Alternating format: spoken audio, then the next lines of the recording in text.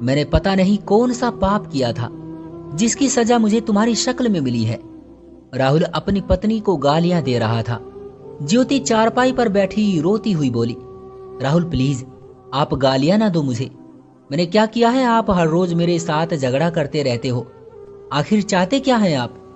राहुल शब्दों की आग बरसाते हुए बोला, मैं तुमसे तलाक चाहता हूं। तुमसे मेरी किसी तरह जान छूट जाए बस। ज्योति रोते हुए बोली, राहुल मैं तुम्हारे बच्चे की मां बनने वाली हूं, कुछ तो रहम करो मुझ पर। राहुल ने ज्योति के मुंह पर थप्पड़ मारते हुए कहा, भाड़ में जा तू और तेरा बच्चा। ये बच्चा मेरा नहीं है, तुम एक गंदी औरत हो। ज्योति चुप हो गई। वाह राहुल वाह, क्या मर्दानगी दिखाई है तुमने।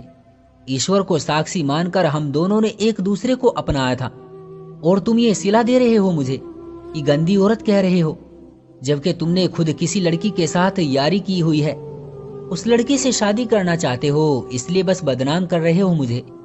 राहुल चिल्लाकर बोला, हाँ करना चाहता हूं दूसरी शादी। जाओ तुमसे जो होता है करो, दफा हो जाओ मेरे घर से, कमीनी औरत।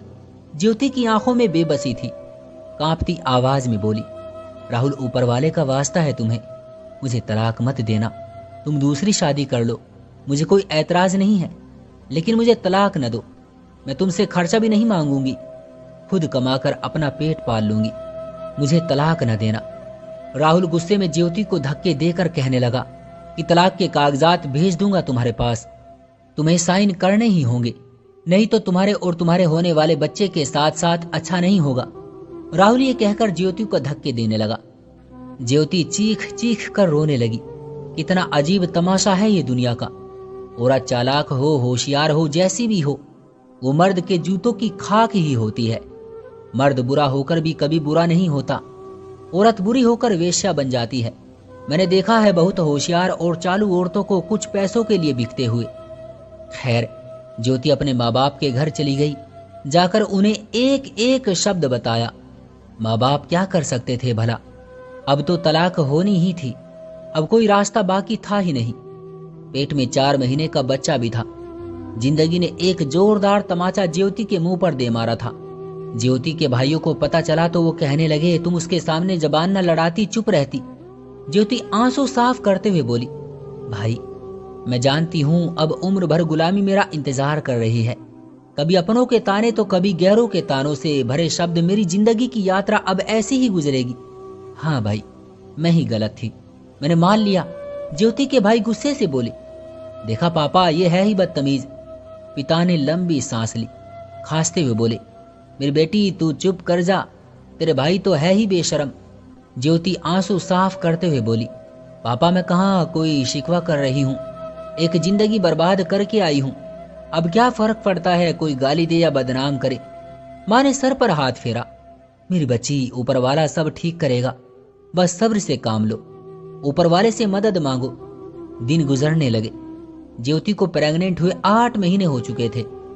ज्योति की भाभीियों ने शुरू में तो कुछ एहसास किया और अब घर के सारे काम ज्योति से ही करवाती थी। खाना बनाना, कपड़े धोना, बर्तन वॉश करना, उन्हें शायद एक नौकरानी मिल गई थी। करती भी तो और क्या करती, गुलामी में इनकार की गुंजाइश कहाँ होती है। और जब बात भाभीियों की हो फिर तो गुलामी भी तकलीफ बन जाती है, जबान खामोश करवा दी जाती है। ज्योति ने पहले तो समझा भाई पहले की तरह मेरा ख्याल रखेंगे, ये मेरा भी घर है। वो जब भी भाइयों से बात करती तो भाई उसकी बात सुन तो लेते थे मगर साथ न देते थे। उसे पता था कि भाई भी उससे खुश नहीं है। एक दिन किसी बात पर ज्योति ने भाभी को कुछ कहा तो भाभी ने मुस्कुरा कर कहा, दीदी ये हमारा घर है, तुम्हारा नहीं। यहाँ रहना है तो सब काम करने पड़ेंगे, वरना एक पल भी नहीं लगेगा तुमको यहाँ से निकलवा देंगे। ज्योति चुप हो गई। वो समझ गई थी कि अब जिंदगी अपनी मर्जी से जब चाहे जितना चाहे सितम ढाएगी। समय गुजरने लगा। ऊपर वाले ने ज्योति को बेटी दी। ज्योति बहुत खुश थी। ज्योति ने बेटी को बाहों में उठाया हुआ था, कभी हाथ चूमती कभी मुंह, चेहरे पर एक सुकून सा था उसके। मेरी राजकुमारी, मेरी जान है। हे ईश्वर, तेरा लाख लाख शुक्र है। बेटी की पैदाइश के 1 महीने बाद ज्योति के पापा इस दुनिया से चल बसे। कमर टूट गई थी पापा की जुदाई से। ज्योति के पापा बुढ़ापे में भी ज्योति की जिम्मेदारी उठा रहे थे। अब हाथ भाई भाभी के सामने फैलाना था। अब गरीबी का जमाना आना था। माँ कुछ कहती तो बेटे डांट देते। ज्योति सुबह को पूजा करती और एक मजदूर की तरह घर का काम करने लग जाती। नाश्ता बनाकर झाड़ू पोछा करने के बाद खेतों में चली जाती। गाय भैंसों के लिए चारा काट कर लाती, फिर घर आकर दोपहर का खाना बनाती। 2 साल गुजर गए। भाई एक दिन माँ से कहने लगा, एक रिश्ता आया है माँ, घर बार अच्छा है, उम्र 50 साल है, ज्योति खुश रहेगी। माँ ने भी सोचा सही है, कम से कम इस गुलामी से तो बच जाएगी। जब माँ ने ज्योति से बात की तो ज्योति मुस्कुराकर कहने लगी, अब मर तो सकती हूँ लेकिन किसी मर्द पर यकीन नहीं कर सकती। ये सब क्या तमाशा लगा रखा है लोगों ने। पहले तो ऊपर वाले को साक्षी मानकर स्वीकार करते हैं, फिर वेश्या कहकर तलाक ले लेते हैं। क्या औरत पांव का जूता है, जब जो चाहे सितम ढा दे। ज्योति ने शादी से मना कर दिया। वक्त गुजरने लगा। ज्योति की बेटी तनु 15 साल की हो चुकी थी। तनु स्कूल में पढ़ती थी, बहुत मेहनती थी। वो जैसे किताबों में गुम सी रहती थी, हर क्लास में टॉप करती आ रही थी। ज्योति का मकसद सिर्फ तनु को अपने पैरों पर खड़ा करना था। तनु पुराना सा यूनिफॉर्म पहना हुआ सरकारी स्कूल जाया करती थी, जबकि उसके मामा के सब बच्चे इंग्लिश स्कूल प्राइवेट में पढ़ाई कर रहे थे। कई बार तनु को मामी कह चुकी थी, तुम भी अपनी माँ की तरह ही मनहूस हो, पढ़ लिख कर क्या करोगी। तनु खामोश हो जाती। तनु ने मैट्रिक के एग्जाम दिए थे कि नानी भी दुनिया से चल बसी। अब जिंदगी का इम्तिहान शुरू हुआ था। ज्योति अब माँ के मरने के बाद दर बदर होने वाली थी। ज्योति भाई से कहने लगी, तनु का कॉलेज में एडमिशन करवाना है, भाई कुछ पैसे दे दो। भाई मना करते हुए बोला, हालात कुछ ठीक नहीं है और क्या जरूरत है तनु को कॉलेज भेजने की, कोई अच्छा सा रिश्ता देखो और उसकी शादी कर दो। ज्योति चुप हो गई। तनु मम्मी के पास बैठी हुई कहने लगी, मम्मी मेरी सब दोस्तों ने कॉलेज में एडमिशन करवा लिया है, मेरा कब एडमिशन करवाओगी। ज्योति आंसू छुपाते हुए बोली, मेरी बच्ची बस 2-3 दिन तक रुक जाओ। कैसे बताती, यहाँ सब लोग लहू जलाने वाले हैं। भाइयों के पास ऊपर वाले का दिया सब कुछ था, मगर बहन को देने के लिए मना कर दिया। सबके लिए हम बोझ हैं। इतना काम करती थी इन लोगों का, उसके बदले में भाई भी बेइज्जत करते थे। जब बेटी ने कॉलेज जाने के लिए बहुत जिद की तो ज्योति ने एक सहेली से बात की, मुझे किसी घर में काम लेकर दे दो। ज्योति की दोस्त ने बताया, यार यहाँ सब लोग औरत की मजबूरी का फायदा उठाते हैं, यहाँ अच्छे लोग बहुत कम हैं। ज्योति बहुत परेशान थी और ऊपर वाले से प्रार्थना करती रहती थी, हे ऊपर वाले, मुझे तुझ पर पूरा यकीन है, कभी तो तू मेरी सुनेगा। कोई बात नहीं। ज्योति के पास थोड़ा सा जेवर पड़ा हुआ था, जो कि उसने तनु की शादी के लिए घर वालों से छुपा कर रखा हुआ था। आखिर उसे वो बेचना पड़ा और तनु का कॉलेज में एडमिशन करवाया। भाभी ने जब देखा तो कहने लगी, पैसे कहाँ से लिए तुमने। ज्योति ने कहा कि तुम लोग नहीं तो ऊपर वाला तो है मेरी मदद करने वाला। भाभी मुंह फाड़ कर बोली, अपनी दोस्त से मिलने गई थी कल, कहीं कुछ गलत तो नहीं किया तुमने। भाभी ज्योति पर इल्जाम लगा रही थी। इस बात पर ज्योति और भाभी में काफी झगड़ा हुआ। रात को जब भाई आया तो भाभी ने रोते हुए कहा कि आज पूरा गांव इकट्ठा हो गया था यहाँ, तुम्हारी बहन ने जो तमाशा किया है ये पता नहीं चोरी चोरी किससे मिलने जाती है। भाई की गैरत जाग उठी। ज्योति की एक न सुनी और उसके मुंह पर थप्पड़ मार दिया। ज्योति रो रो कर अपनी सफाई देती रही, मगर भाई ने उसकी एक न सुनी। पत्नी के कहने पर उसने ज्योति को धक्का दिया और कहा, दफा हो जा मेरे घर से। सच कहता था तेरा पति। ज्योति जैसे आज पूरी तरह टूट गई थी। तनु का हाथ थामा और रात के समय घर से चली गई। कहाँ जाती, कहाँ रहती। उस रात मोहल्ले वालों ने तरस खाकर एक रात उसे अपने घर में रख लिया। सारी रात रोते हुए गुजरी थी। दूसरे दिन मोहल्ले का एक आदमी कहने लगा, यहाँ पास ही एक गांव है, मैं वहां किसी के घर चौकीदारी करता हूँ, वो सब अमेरिका में रहते हैं। वो कह रहे थे कि कोई सफाई करने वाली नौकरानी चाहिए जो हमारे घर की रोज सफाई किया करे। मैं उनसे बात करूंगा, वैसे भी तो इतना बड़ा घर खाली पड़ा है, चलो तुम लोग वहां रह लेना।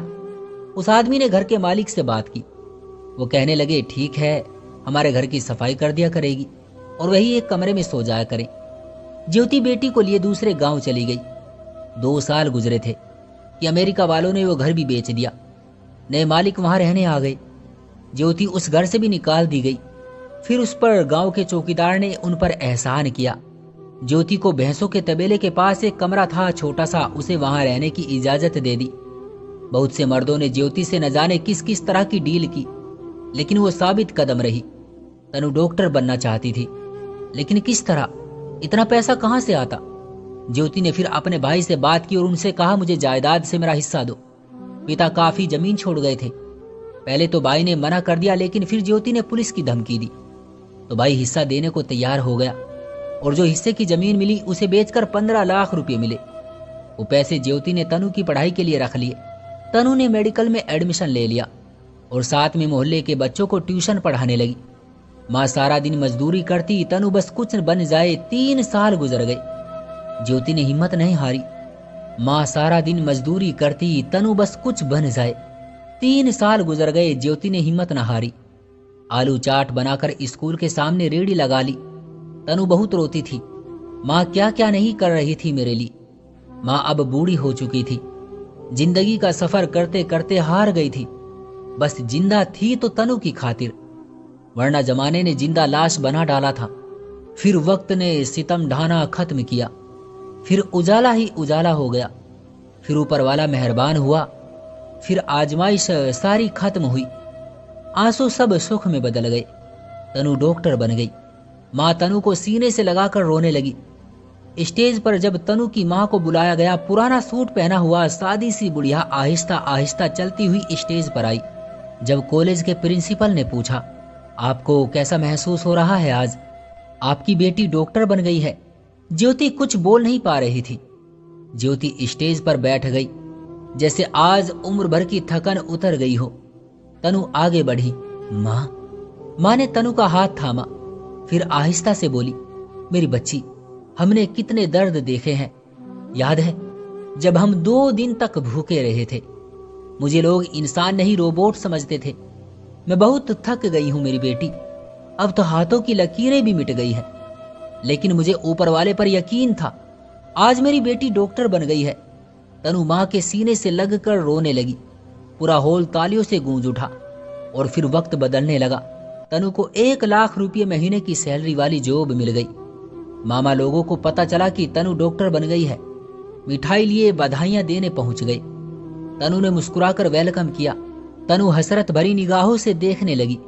जिन रिश्तों को मैं तरसती रही, पैसों की चमक से वो खुद चलकर मेरे पास आ गए। ये दुनिया पैसे को पूजती है। मामा लोग नजरें झुकाए ज्योति से माफी मांगने लगे और कहने लगे, चलो वापस घर चलो, हम चाहते हैं हमारा घर फिर से खुशहाल हो जाए। ज्योति मुस्कुराने लगी, भाई चाय पी लो, थोड़ी देर में खाना भी बन जाएगा। अभी खाना भी खा लेना और मेरे घर से चले जाओ। मेरी रूह की थकन अभी तक वैसी ही है। पल पल तड़पी हूं, न जाने कितने सितम सहे थे मैंने। वो सब शर्मिंदा होकर चले गए।